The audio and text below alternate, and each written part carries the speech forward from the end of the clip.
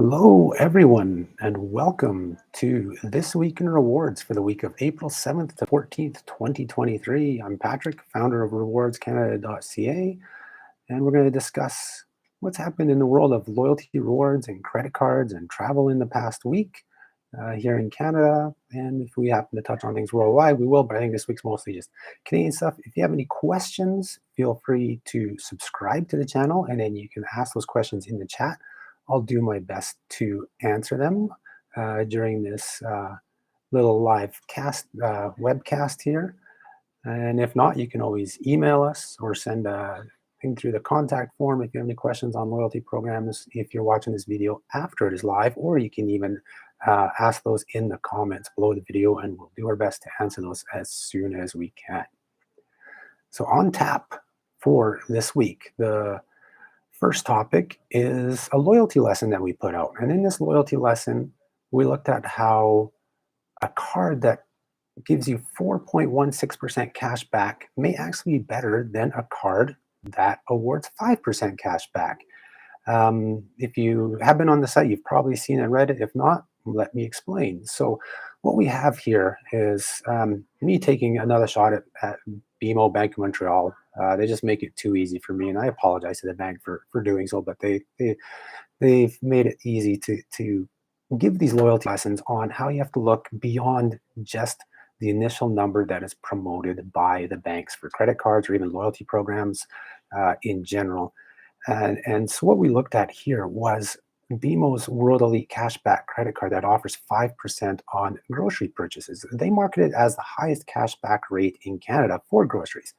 And on the base technical level, it is the highest rate. But there's cards out there that are not cashback cards that give you 5% cashback. They're travel rewards cards like the American Express Cobalt card, Scotiabank Gold American Express card. Those you can get 5 or 6% back on your grocery purchases, but because they're technically not cashback cards, BMO can still make that claim.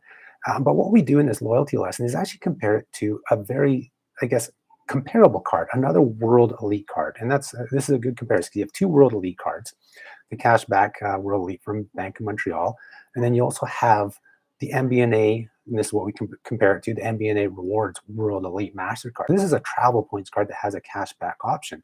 And now the cashback option on the MBNA card is actually lower than the advertised amount on the BMO card. But that's where you have to look beyond that advertised amount. So the MBNA card rewards 5 points per dollar spent on groceries. If you redeem it towards travel, you'll actually get 5%. But when you redeem it for cash back, you get a little bit of lower value because it costs 120 points to get $1. So it's about a 4.167% return. So that's less than the 5% that BMO offers. But BMO caps the monthly spending on their grocery 5% earn rate at $500 per month. That's a really low cap for a World Elite card. I mean, I could see that on a low, like a no annual fee or a low annual fee card, but a card that costs $120 more a year, $500 a month on groceries, the people who are getting those cards spend a lot more than that. I know I do, and most Canadians do. The average Canadian is spending $1,200 to $1,600 a month on groceries. So to only earn 5% on $500, well, and then 1% on the rest, you can see where I'm going at with this. So the MBNA card, on the other hand, will give you those 5 points per dollar on $50,000 of spending annually in groceries alone. So it covers way more than that $1,200 to $1,600 a month. So you're going to earn 4.16%, but you're going to earn it on your full $1,200 or $1,600 a month. So that's why a card that earns 4.16% can actually end up working better than a 5% card because of that low cap on the 5% card. So this is something you want to take into account on all cards. I'll put a link to the lesson in the description under the video here afterwards once it's done. But take a look at all the options. A lot of these travel rewards cards are all encompassing now. The Cobalt card, the Scene Plus cards, you name it, they cover cash back, and they cover cash back well. MBNA Rewards covers cash back well. But you also want to look at your entire spending. If you're somebody who doesn't spend a lot on groceries, the MBNA card may not make sense because its base earn rate of 1 point per dollar will only earn you, 0.82% or something like that on every dollar you spend. So you don't really want to go that route. You want to take into account all your spending. I didn't really touch upon that in the loyalty lesson because I got quite long, but you always have to look at the big picture on everything, on all your spending to see, so maybe the BMO card might work better for you because you're going to get 1% cash back on a lot of spending you make elsewhere, and then you're 5% on the little bit of groceries you do. So that's something to take into account. But just know that there's other options out there too. There's other cards that are base earn rate of 1% that are earning 5% on groceries, and you're not capped at that at $500 per month. So that's something definitely to take into consideration. So the next thing we had for this week was Air Canada announcing Vancouver to Dubai flights. This is exciting. This is hot on the heels of the news just over a week ago that the UAE and Canada enhanced the air services agreement between the countries, increasing the number of flights allowed between the countries.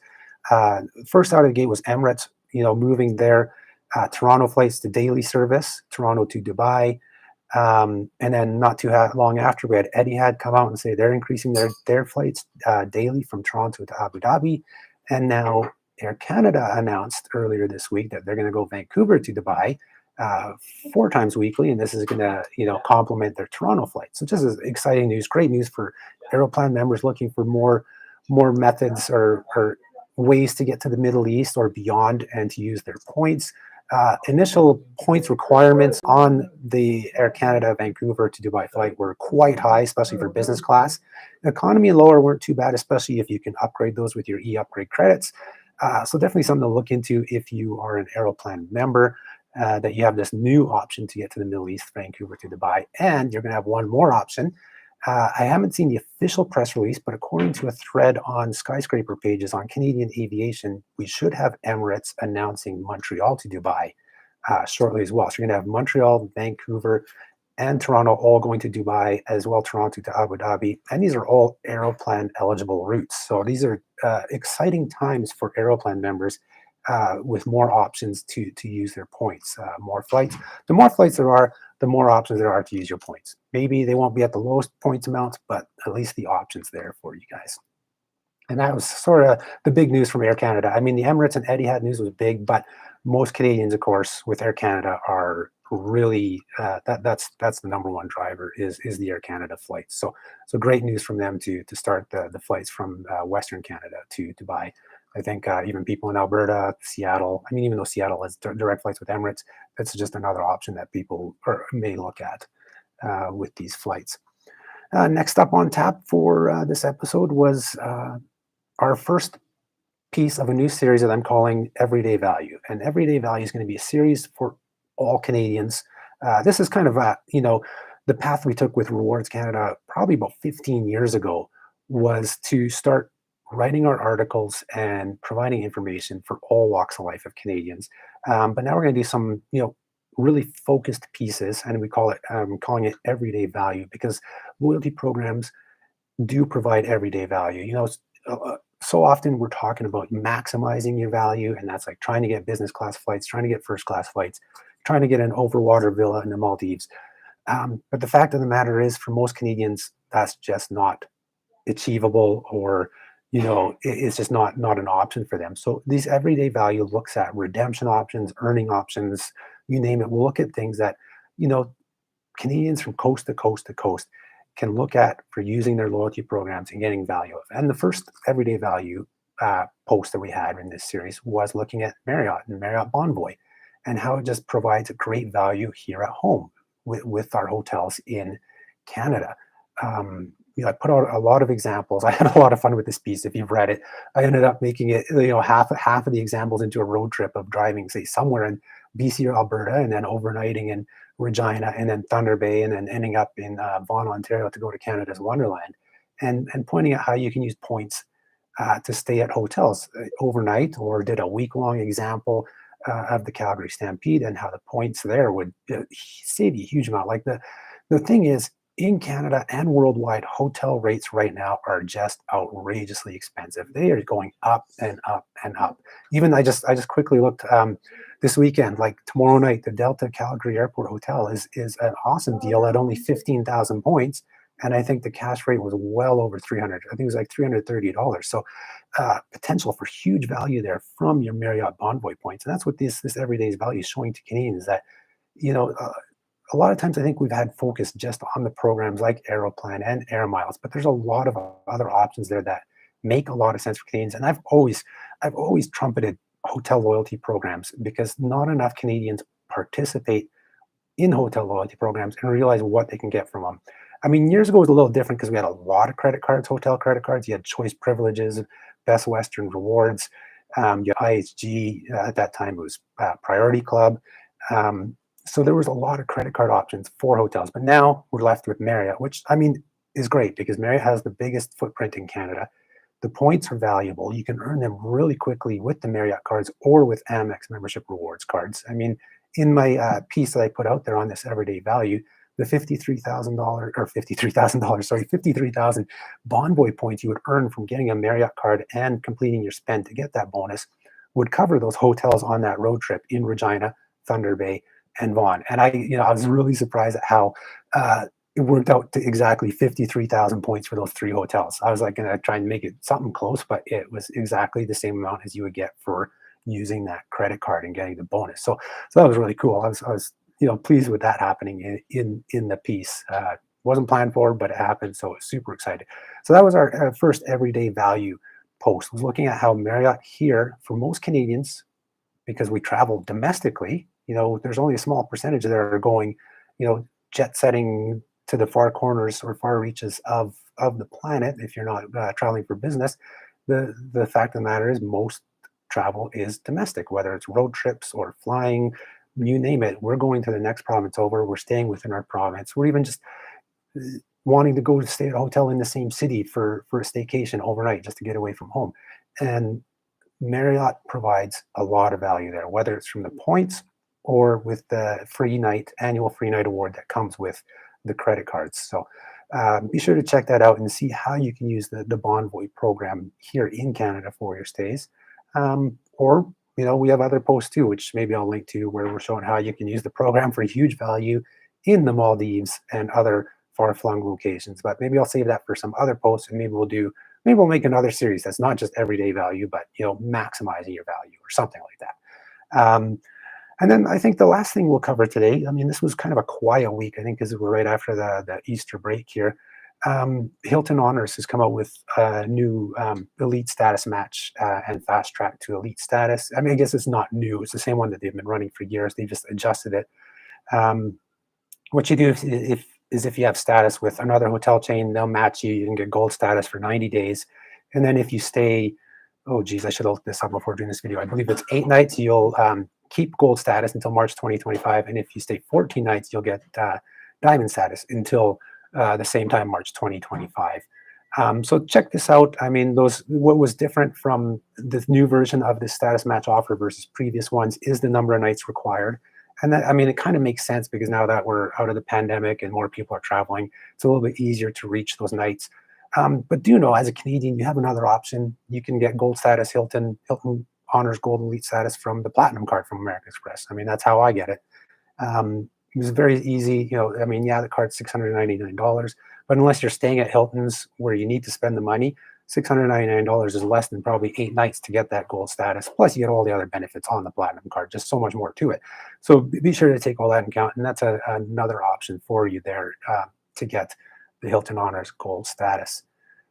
And really, I think that's about it for this week. Like I said, it was kind of a quieter week in terms of rewards. I know on the blog, even we didn't post as much this week, and even on frequent flyer bonuses, the blog there, a lot less posts. There was an interesting one. If you happen to be playing the US credit card game and have one of the Bank of America Alaska Airlines credit cards, they have a new offer that's launching on May 1st where you can earn 1,000 elite qualifying miles for every $5,000 you spend on those cards between May 1st and November 30th. So if you are playing the US credit card game and have a Bank of America Alaska Airlines Miles Plan card, check out our site, frequentflyerbonuses.com, for the link to register for that offer so that you can earn the elite status miles when you're when you're spending on your US-based Alaska card between May and November. But I was going to say, outside of that, there wasn't a lot of news either on frequentflyerbonuses.com. I mean, a lot of bonuses added, but nothing that really stood out or is really huge in terms of the entire market globally. So it's kind of a quiet week globally for the world of loyalty and rewards.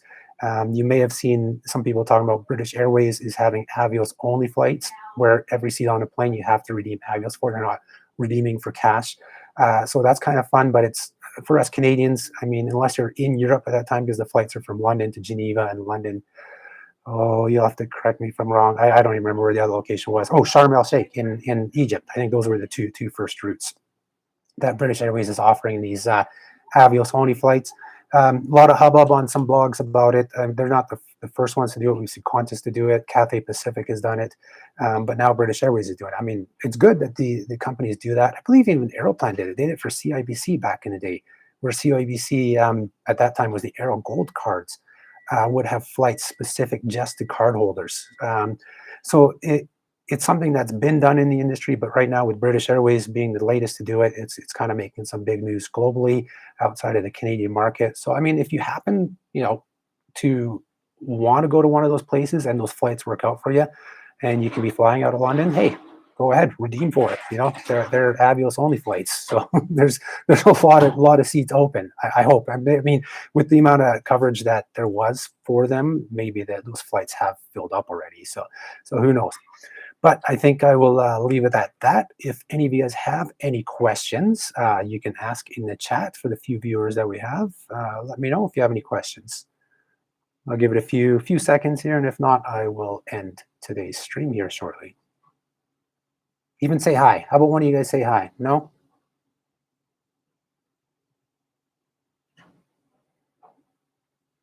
Well, I think, yeah, no questions. So I think we've covered everything for this week. Hopefully the world of loyalty and rewards will provide us with a lot more stuff in the coming weeks, which actually I know it will, based on things I've seen or heard that we can't disclose yet, where I think we'll have a little more action in these live streams, or a lot more things to discuss and talk about. But anyways, for that, I will end it here. Everybody have a great weekend. Oh, here we go. Somebody asked, what do I think of the new Accor hotel changes? I believe that is in response probably to Accor Plus. So Accor Plus was a pay-for-play option that was only offered in the Asia Pacific region for Accor hotels, but now it is a global option. And I think it's good if you do have Accor stays. I think it can boost your points rating or points earning, provide additional features. And actually, from what I've read, is that you can actually buy two of the memberships, the Ibis one and the Accor one, and the nights they give between the two will actually automatically give you gold status. I mean, the Plus we used to or the Ibis used to just give it that way, if I remember correctly. But now if you buy both together, you can actually still get that gold status. So, it's a good thing. I mean, we're seeing a lot of this pay for play. I mean, we see it here in Canada with Canadian Tire's Triangle Select. We've seen it with the PC, I think what they call now PC Express. If you're a utilizer of the program, or in this case of Accor, of their hotels, whether it's Fairmont hotels here in Canada, or their couple Accor hotels like Novotel, Sofitel, and the M Gallery in Vancouver, definitely it can make sense to actually pay to boost earnings, because what you can earn and receive in terms of benefits will more than pay for itself. But, if you're a one-time user, it's like, I'm going to stay at Fairmont Hotel once this year, then it may not make sense. So hopefully that answers your question on the Accor changes. And I hope that's what you meant by Accor changes, because I'm not familiar. I don't think there was any other changes from the program recently.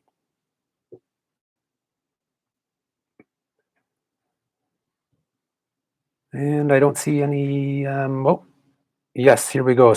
Yeah, so David's saying, especially since it ties in with the new Air France partnership. That is right. Yeah, and he feels like the program has become more relevant for Canadians. And yes, it has. Accor and Air France, KLM's Flying Blue, are big, are making big inroads here in Canada. They are ones to watch out for. Flying Blue, I mean, 15,000 miles one-way transatlantic. Nobody matches that. And they're adding flights. Now you have Quebec City to Europe. You have Ottawa coming up to Europe. All the major cities in Canada outside of, Saskatchewan, Manitoba, and the Maritimes have flights to Europe with Air France or KLM. So the program makes a lot of sense. And of course, yeah, tying in Accor, where you can earn points and miles on your flights and on your hotel stays. It's a good combination. We've seen a few of these hotel and flight combinations. United with Marriott, Emirates with Marriott. Accor has Air France, Qantas, and I believe and Qatar Airways as well now. So there's those options there. So tying into programs is great. And yeah, Accor, just the thing I would love with them is if they could expand with their hotels, and they are hugely in Asia, Europe, even South America and Africa. North America, not so much, but even the CEO said this is a hard market for them because there's just so much competition. You do have Marriott, IHG, Hyatt, Hilton, all with thousands of hotels here. So it's a tough market for them to make inroads. But they are converting some. We had Hotel Andra in Seattle become an M Gallery hotel. We had the Belmont in Vancouver become an M Gallery hotel. So I think that's going to be Accor's route here in North America, is going to be taking existing hotels and converting them from other programs, or if they have no program, to something like their M Gallery brand, so that you can earn and burn your all Accor Live Limitless points there at those locations. And then you have your Fairmont locations as well, of course. So, and I think that's it. So I hope you guys all enjoyed this episode.